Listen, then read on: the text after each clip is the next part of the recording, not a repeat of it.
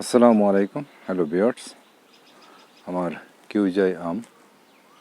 আজকে কিছু আম আমি হারভেস্ট করব, যেগুলি পেকেছে এগুলি হারভেস্ট করব, কারণ এগুলি হারভেস্টের টাইম হয়ে গেছে প্রায়।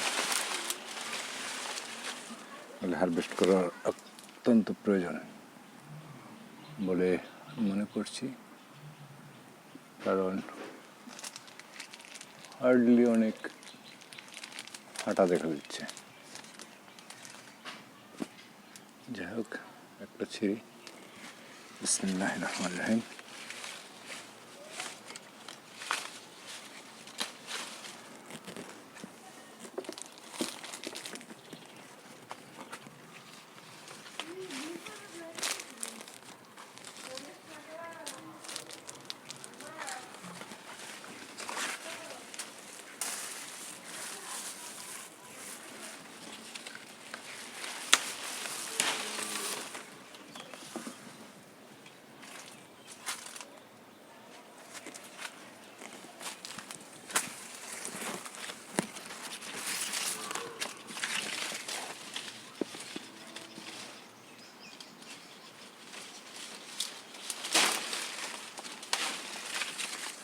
পাকার কাছাকাছি হয়ে আসছে।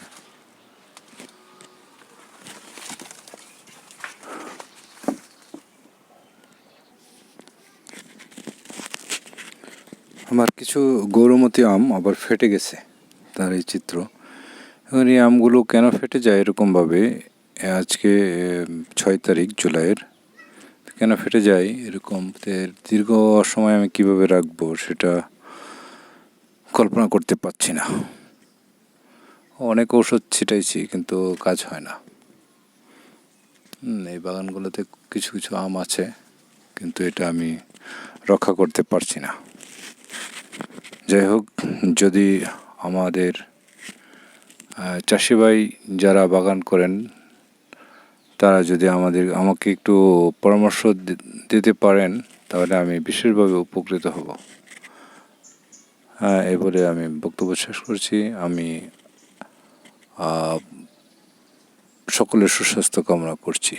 আর যারা ভিডিওটি দেখছেন, যারা জানেন এই ব্যাপারে, আমাকে একটু পরামর্শ দিবেন কাইন্ডলি।